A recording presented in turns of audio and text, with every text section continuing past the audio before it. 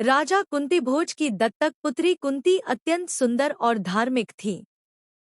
उन्हें महर्षि दुर्वासा ने वरदान दिया था कि वे किसी भी देवता को बुलाकर उनसे संतान प्राप्त कर सकती हैं। कुंती ने जिज्ञासा में सूर्यदेव का आह्वान किया। सूर्यदेव प्रकट हुए और बोले, देवी, तुम्हें एक तेजस्वी पुत्र मिलेगा।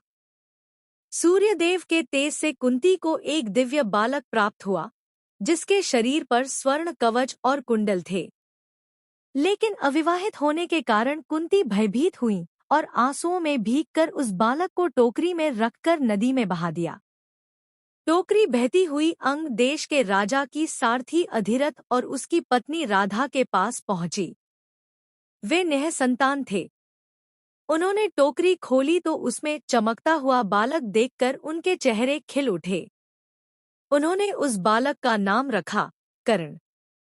कर्ण बड़ा हुआ तो उसमें धनुर्विद्या के प्रति गहरी रुचि थी। वह घंटों अभ्यास करता और दूर के लक्ष्य को भेद देता। जब उसने गुरु द्रोणाचार्य से शिक्षा मांगी, तो द्रोणाचार्य ने कहा, मैं केवल राजकुमारों को ही सिखाता हूँ। कर्ण का मन टूट गया, पर उसने ठान लिया कि वह किसी न किसी से विद्या प्राप्त करेगा। कर्ण ने भगवान परशुराम से मिलने का निश्चय किया, जो केवल ब्राह्मणों को ही शस्त्र विद्या सिखाते थे। कर्ण ने झूठ बोला कि वह ब्राह्मण है। परशुराम ने उसे शिष्य के रूप में स्वीकार किया। कर्ण ने कठिन परिश्रम से सभी दिव्य अस्त्र शस्त्र सीख लिए। परशुराम उस पर गर्व करते थे। एक दिन परशुराम विश्राम कर रहे थे। कर्ण उनकी गोद में बैठा था। अचानक एक बिच्छू ने उसकी जांघ पर डंक मारा, लेकिन कर्ण ने दर्द सहन किया ताकि गुरु की नींद न टूटे।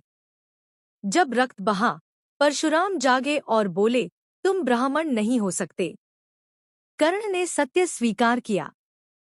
परशुराम ने दुखी होकर कहा, तुम्हें शाप है कि जब तुम्हें अपने जीवन के सबसे कठिन युद्ध में दिव्यास्त्रों की आवश्यकता होगी, तब तुम उन्हें भूल जाओगे। हस्तिनापुर में धनुर्विद्या प्रतियोगिता में अर्जुन ने अद्भुत कौशल दिखाया। तभी कर्ण ने चुनौती दी, मैं अर्जुन से श्रेष्ठ हूँ। भीड़ ने तिरस्कार किया, यह तो सारथी का पुत्र है। द्रोणाचार्य ने कहा, राजकुमारों के बीच यह स्थान नहीं रखता। तभी दुर्योधन आगे बढ़ा और बोला, अब यह सारथी पुत्र नहीं, अंग देश का राजा है। दुर्योधन ने कर्ण का तिलक किया। उस दिन से दोनों